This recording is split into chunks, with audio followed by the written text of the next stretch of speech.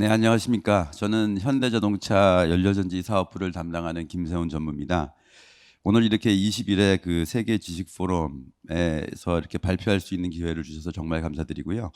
오늘은 그 현대자동차가 준비하고 있는 미래의 모빌리티가 어떤 건지에 대해서 저희가 좀 설명을 드리도록 하겠습니다. 뭐 요즘 너무나 그 많은 정보들이 오가고 있고 또 투자자들도 굉장히 관심이 많은 것 같아요. 그래서 오늘은 저희 신재원 부사장님하고 함께 저희가 그 현대자동차가 우리가 어떤 생각을 갖고 있고 어떻게 준비하고 있는지 좀 발표를 드리겠습니다. 자, 그럼 제가 먼저 발표 자료를 올리겠습니다. 수소 경제하고 그 미래의 모빌리티에 대해서 말씀을 드리겠는데요.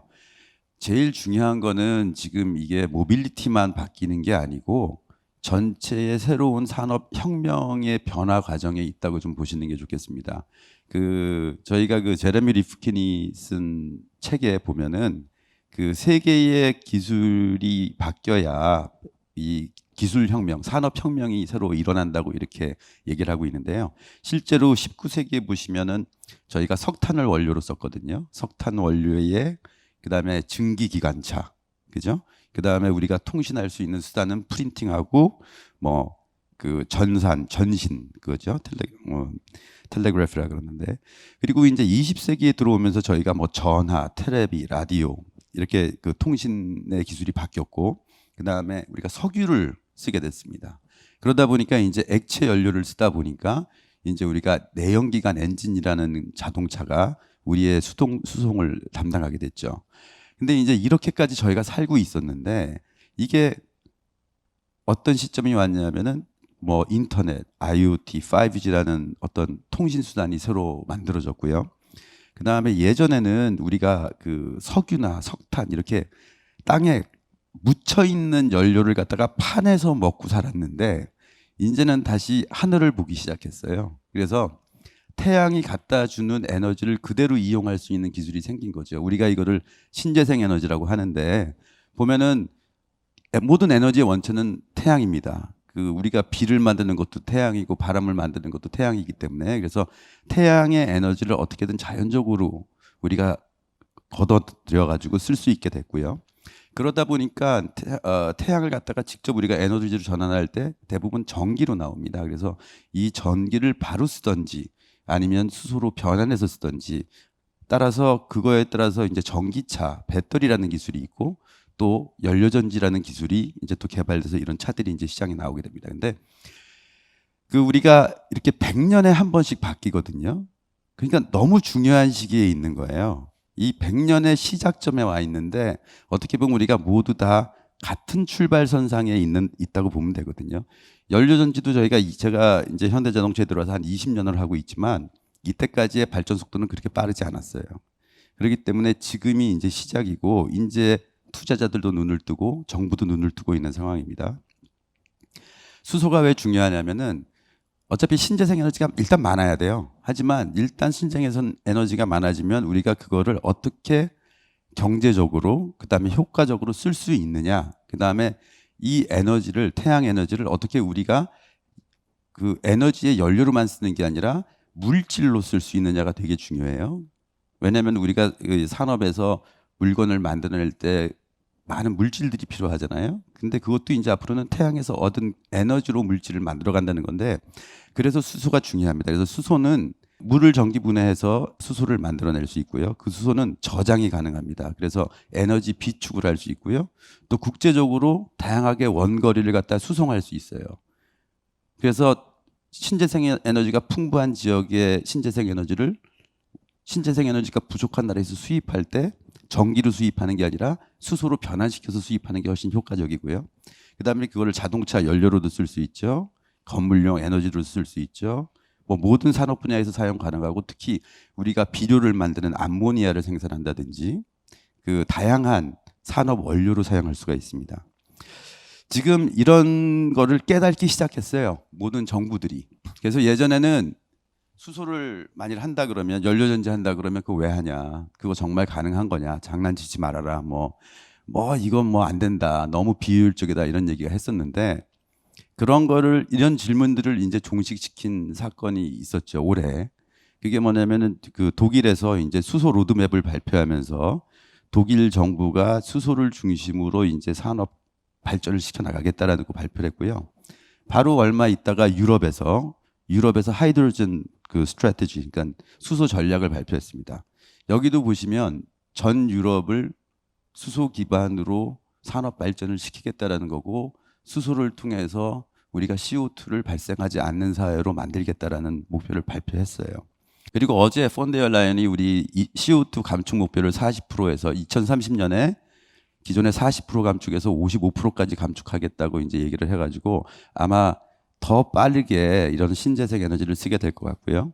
그 다음에 뭐 미국은 국가 차원에서, 정부 차원에서 대대적으로 얘기는 하진 않지만 캘리포니아 주 중심으로 해가지고 그 수소를 사용하는, 연료전지를 사용하는 트럭을 그 사용을 의무화하는 그런 제도도 만들었고, 동부 쪽에서도 이런 일이 이루어지고 있고요. 그리고 또 그 미국은 특히 그 산업체 중심으로, 그러니까 일반 기업 중심으로 이런 신재생 에너지를 쓰는 거가 많이 활발하게 진행되고 있습니다. 이건 우리나라 로드맵인데 여러 군데서 발표됐기 때문에 제가 이렇게 굳이 발표를 할 필요는 없을 것 같고요. 중요한 거는 우리나라가 이런 그 정책적 변화의 선두에 서 있다는 거예요. 우리가 수소법을 아마 세계 최초로 만들었을 거고요. 거기에 근거해서 우리가 수소경제위원회라는 걸 갖다가 총리실 산하에서 만들고, 모든 수소 정책을 이제 거의 중앙집중적으로, 왜냐하면 초기에는 이런 중앙집중이 굉장히 필요합니다. 이때까지 수소 전담 기관이 없었기 때문에 우리가 산업적으로 굉장히 혼란이 있었고 빠른 발전을 이루지 못했는데, 우리나라뿐만 아니라 이 이후에 독일, 유럽, 그다음에 폴란드, 뭐 프랑스 다 전담 기구를 만들 거예요. 그래서 아까도 말씀드렸듯이 지금 다 우리가 새로운 산업혁명의 출발선상에 서 있고, 누가 지금 빠르게 정책을 구현해 나가느냐에 따라서 미래 산업에서 이 서열이 좀 가려질 거다, 이렇게 생각을 합니다. 뭐 수소하고 뭐 지금 여기 보시면 우리가 그 내연기관에, 그러니까 내연기관이라고 하는 게 자동차에 쓸 수 있는 파워가 정해져 있는데요. 실제로 무공해로 달릴 수 있는 파워트레인은 두 가지밖에 없습니다. 배터리하고 연료전지 두 가지 기술인데, 이 두 가지 기술이 어떻게 쓰이냐, 뭐 누가 이기냐 자꾸 말씀을 하시는데, 그런 거에 좀 너무 이제 논의를 이렇게 거기서 논쟁을 벌일 필요가 없을 것 같아요. 두 가지 기술은 다 같이 공존할 겁니다. 왜냐하면은 우리가 쓸 수 있는 에너지가 전기하고 수소로 나올 거예요. 그러니까 이 에너지가 있는 한 이 에너지를 쓸 수 있는 수송수단은 어차피 개발되고 발전하고 사용될 거예요. 근데 단지 사용하는 비중이 어떻게 될 거냐는, 어느 그 사용 영역이냐, 어떤 그 애플리케이션 영역이냐에 따라서 좀 달라질 수 있어요. 왜냐면은 수소는 굉장히 많은 에너지 밀도를 갖고 있기 때문에 크고 먼 장거리 운송에 좀 유리하고요. 배터리는 아무래도 효율이 좋기 때문에 단거리에서 그렇게 많은 에너지가 필요하지 않은 데서 굳이 수소 연료전지를 갖다가 써가지고 비싸게 할 필요는 없어요. 그래서 아마 그런 기술이 서로 발전하면서 서로 경쟁은 하겠지만 어느 게 이기고 어느 게 져서 뭐 한 사회로 간다, 이런 건 아닙니다.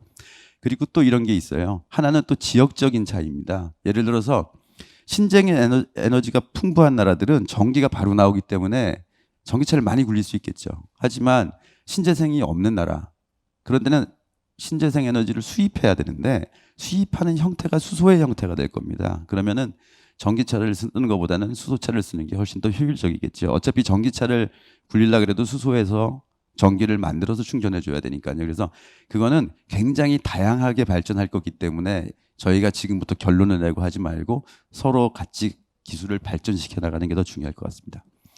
현대자동차의 역사인데요. 저희가 길게는 설명 안 드리겠고, 2013년에 세계 최초로 수소 연료전지 차를 양산했습니다. 넥소가 아니라 투싼 연료전지 차고요.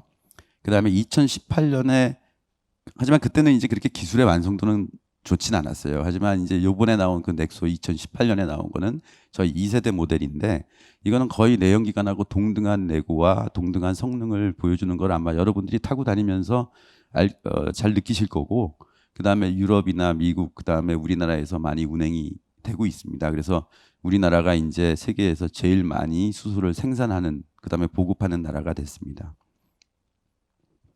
지금 뜨거운 게 이제 트럭이죠. 요즘 뭐 뭐 여러분도 뭐 니콜라라는 회사의 뭐 얘기도 많이 들으시고 그래서 수소 트럭이라는 게 굉장히 핫한 이슈가 지금 되고 있는데 저희가 처음으로 이제 이 7월에 이 트럭을 만들었습니다. 액시언트 기존에 있는 액시언트 트럭을 우리가 수소차로 만들어 가지고 스위스에 매달 10대씩 보내고 있습니다. 그래서 7월 이후에 지금 우리가 올해에 50대를 보내고요. 그래서 매달 50대 12월까지 이렇게 보내고 내년부터 물량이 늘 거예요. 근데 저희 생각하기에는 좀 물량을 더 늘려야 될지 않을까 생각되는 게 굉장히 이 수소 트럭에 대해서 관심 갖는 나라들이 많습니다. 그래서 좀 저희가 다시 생산 계획을 세워서 좀 물량을 늘려야 되지 않을까 생각하고 이 수소 트럭을 저희가 스위스에 보내서 지금 스위스에서 이런 트럭을 운행하는 경력이 뭐 30년, 40년 되신 분들한테 좀 품평을 받아봤어요. 어떠시냐? 그랬더니 너무너무 좋다는 거예요. 그래서 반응이 너무 좋고요. 근데 더 필요한 게 뭐냐? 그랬더니 그 실내에 옷걸이 2개 달아달라. 그러니까 옷걸이가 1개밖에 없다. 그 다음에 뭐 라디오 리모트 컨트롤로 하게 해달라. 뭐 그런 그 요구사항만 좀 받았습니다. 그래서 사실 처음에 트럭에 이 승용 연료전지 2개밖에 안 넣었기 때문에 좀 불안했는데 반응은 좋았고요. 저희가 더 완벽하게 만들 수 있도록 한 24년 되면은 디젤 트럭하고 전혀 성능에서 차이가 될 수 있게 저희가 또 개발을 해나가겠습니다. 수소의 상용 영역은 이렇게 그 트럭까지 이렇게 국한되는 게 아니라 저희가 배에도 넣으려고 그러고요. 그 다음에 기차는 저희가 이제 로템하고 하나 개발하고 있어요. 트램을요. 그 다음에 이제 얘기를 더 자세히 들으시겠지만 우리 UAM, 그러니까 나르는 비행기. 지금 이 비행기는 아주 먼 얘기인 줄 알았어요. 연료전지는. 근데 지금 연료전지 비행기를 하겠다는 회사들이 너무 많이 만들어지고 있어요. 아마 인터넷에 찾아보시면 되게 많을 거고 앞으로도 계속 만들어질 거고 하지만 이 분야는 저희가 굉장히 기술을 지금부터도 많이 개발해야 되는 그런 영역이 되겠습니다. 그리고 저희가 그 자동차랑 사용 패턴이 비슷한 게 비상 발전입니다. 그래서 데이터 센터의 비상 발전이나 뭐 여러 이동하면서 사용할 수 있는 비상 발전기에 저희 적용하려고 그러고 그 어저께 기사에 났죠. 저희가 이제 시스템으로 그 연료전지 시스템을 차가에 넣어서 파는 게 아니라 시스템을 별도로 판매해 가지고 저희가 앞으로 시스템 사업화 하겠다고 올 초에 발표를 했는데 그걸 구현해 나가고 있는 과정입니다. 예, 저희가 뭐 2030년까지 그 6.3조 정도를 투자해 가지고 7조 정도를 투자해서 2030년에 50만 대를 생산하겠다. 이 목표는 저희가 계속 갖고 가고 있습니다. 초반에 말씀드렸죠. 이제 새로운 산업혁명이 일어나면 새로운 모습으로 보일 텐데 이 그림이 우리가 앞으로 볼 세상이라고 생각되고요. 여기 보시면은 전기나 수소로 운행되는 트럭, 뭐 버스, 뭐 기차, 배, 비행기 다 보시게 될 것 같습니다. 예, 감사합니다. 그리고 다음에 우리 UAM에 대해서 그 신재원 부사장님께서 좀 더 자세히 설명드리도록 하겠습니다. 네, 방금 소개받은 신재원입니다. 저는 현대자동차에서 UAM 사업부를 맡고 있는데요. 그래서 이 장표를 제가 의도적으로 이런 그 새벽이 열리는 그런 그림을 의도적으로 만들었는데요. 왜냐하면 저희 항공 쪽에서 지난 한 60년, 거의 뭐 80년 동안 제트 엔진을 써서 이제 비행을 하게 됐죠. 그 전에는 이제 피스톤 엔진을 써서 처음 비행기가 만들어질 때는 피스톤 엔진을 써서 했는데 아까 우리 김세훈 박사님께서 말씀하신 대로 그 비행기 산업혁명이 일어날 때는 어떤 그 큰 계기가 있었죠. 그래서 그 에너지 소스가 바뀌는 거에 대해서 말씀을 하셨는데 항공 쪽도 그 파워트레인 프로펄션 시스템이 어떻게 바뀌느냐에 따라서 큰 변혁이 일어났는데 처음에 이제 피스톤 엔진으로 하다가 50년대쯤에 이제 제트 엔진이 나오기 시작하면서 전혀 저희가 상상도 못했던 세상이 열렸죠. 그게 뭐냐면 이제 대서양이나 태평양 같은 그 큰 바다를 건너갈 수 있게 됐죠. 피스톤 엔진 비행기로는 전혀 가능하지 못했던 그런 그 상황이 벌어졌고 또 비행 기체를 크게 디자인을 해서 사람을 대량 많이 수송하고 물류를 많이 수송할 수 있는 그런 이제 글로벌 시대를 여는데 큰 기여를 한 게 비행기의 제트 엔진인데요. 지금 이제 들어와서 21세기 들어와서 산업 전체, 모빌리티 산업 전체에 일어나고 있는 이 전동화하고 또 오타나미 기술이 이제 항공 쪽으로 들어오기 시작하면서 완전히 또 새로운 항공 역사가 지금 서지기 일보 직전이라고 생각을 합니다. 그래서 제가 의도적으로 새로운 시대가 열린다고 이제 이렇게 말씀을 드렸는데, 이게 굉장히 급속도로 지금 변화가 일어나고 있는데 20세기 후반에 여러분들 다 아시는 무인기들이 출현을 하기 시작했습니다. 이거는 이제 프로팔션 시스템은 같은데 제트 엔진을 쓰는데 오타나미 기술이 발전을 하면서 조종사가 필요 없이 그러니까 비행기에 타고 있는 조종사가 필요 없이 그라운드에서 리모틀리 조정을 할 수 있는 그런 기술이 개발이 되면서 이제 소위 말하는 Unmanned Aerial Systems라고 UAS라는 게 생기기 시작했죠. 그래서 연구 개발 기관들이 전 세계 연구 개발 기관들이 이제 이런 그 항공의 혁신이 일어나는 거에 동참을 해서 많이 그 UAS 시스템을 개발을 하고 있었는데, 이렇게 하고 있는 중에 21세기에 들어와서는 이제 전동화가 가능해지니까 아까 우리 김 박사님이 잘 설명해 주신 그런 배터리라든지 이런 여러 가지 전기화하는 추진 시스템이 나오기 시작하면서 이제 소형으로 그 제트 엔진을 아무래도 달게 되면 그 기체 자체를 축소를 시키는데 한계점이 있는데, 이제 전동화 배터리를 써서 모터를 조그맣게 만들고 굉장히 소형으로 만들고 그렇게 하다 보니까 무슨 획기적인 일이 벌어졌냐면 비행 기체를 꼭 그 실린더리컬 바디가 있고 윙이 있어야 되는 이런 기본적인 디자인에서 벗어날 수 있게 됐죠. 그래서 이제 일렉트릭 모터를 어디에다가 전략적으로 배치를 시키느냐에 따라서 아주 굉장히 다양한 그 기체 컨셉이 나오기 시작해서 소형화하고 그 디자인의 다양성이 이제 일어나게 됐습니다. 그래서 이제 저희들이 처음에는 스몰 UAS라고 그렇게 얘기를 했는데 지금은 이제 통상적으로 드론이라는 말이 훨씬 더 많이 쓰이죠. 그래서 21세기 초반에 이제 이런 것들이 나오기 시작하면서 뭐 아마존 같은 회사에서 한 5km 미만의 물류를 last mile delivery를 하겠다고 지난 한 10년 동안 계속 그런 드론을 개발하고 있고, 또 이런 드론이나 이런 거를 어떻게 에어스페이스에 인테그레이트 시키느냐 하는 그런 새로운 항법 시스템도 개발하고 있었는데요.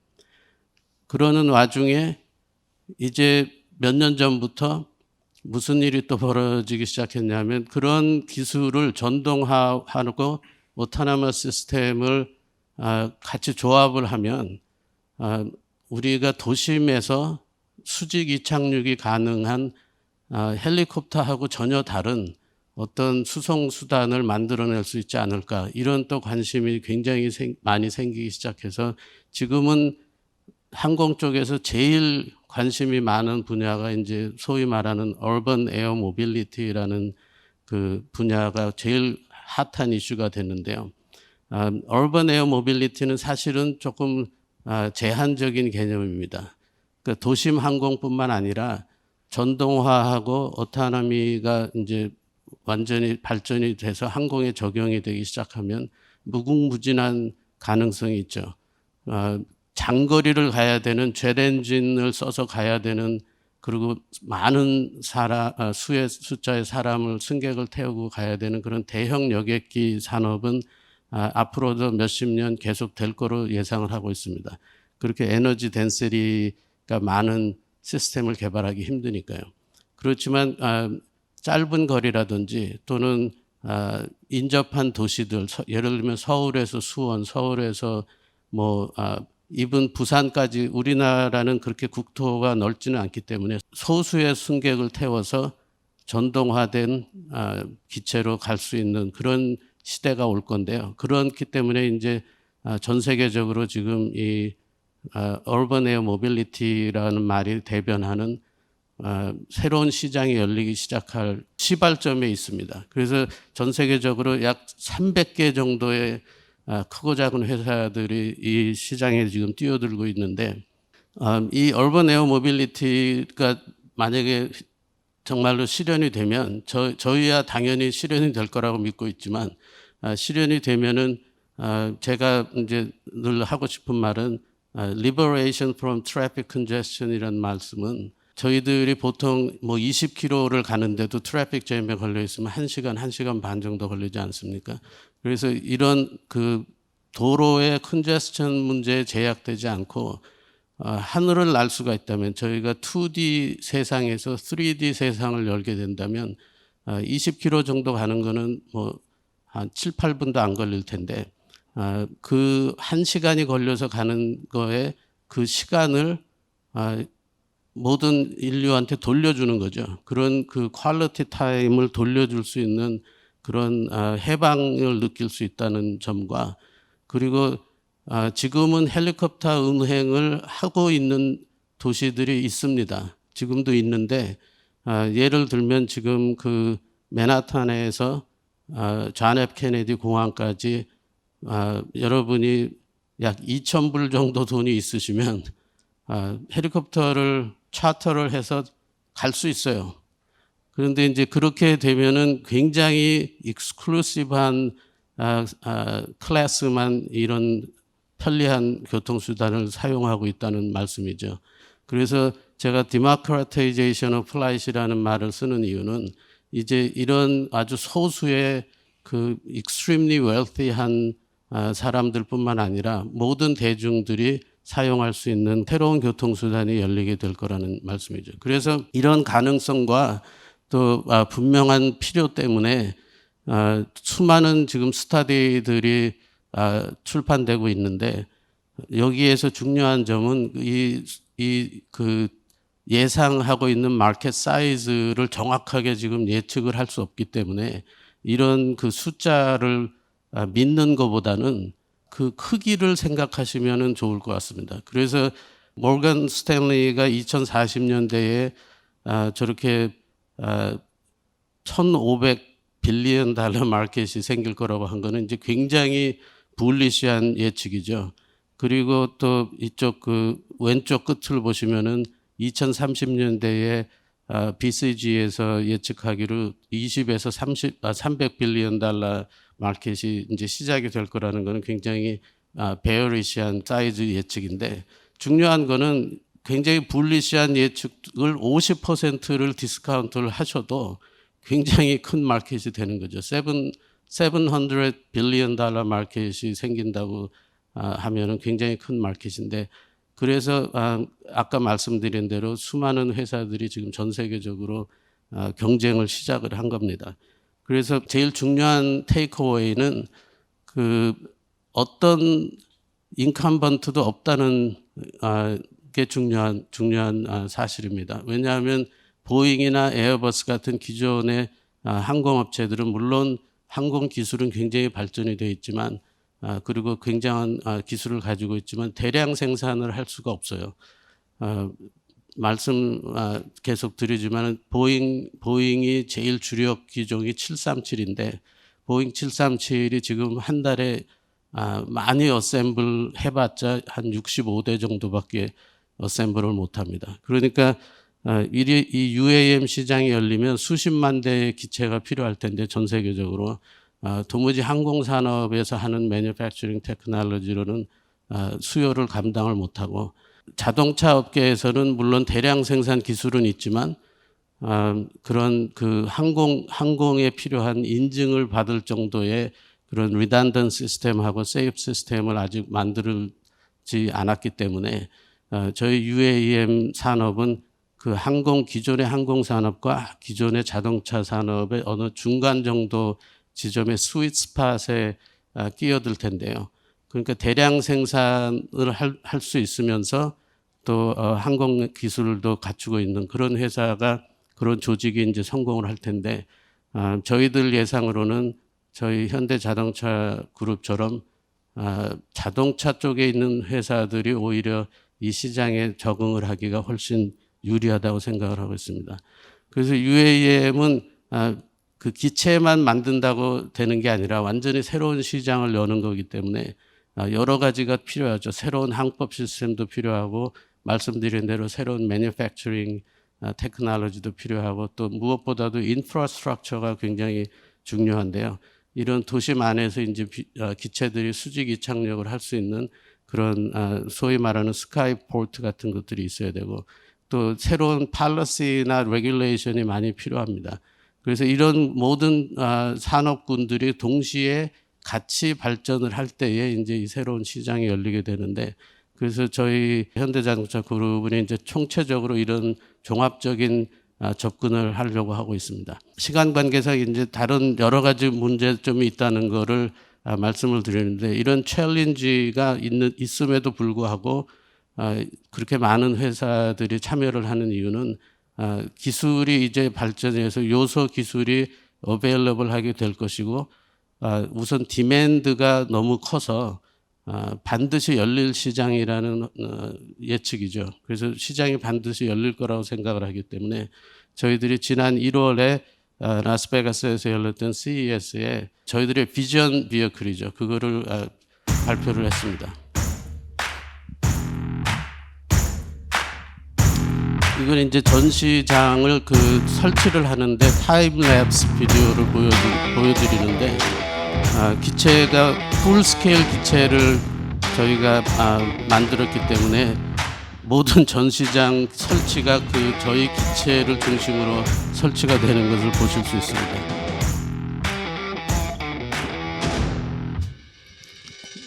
그래서 보시는 것처럼 이 기체는 도심 항공에 약 40km 정도 나를 수 있는데 최적화된 디자인이고요. 그리고 보신 바와 같이 멀티 로터를 해서 세이프티도 훨씬 향상시키고 또 소음도 많이 줄이는 그런 디자인입니다. The World Knowledge Forum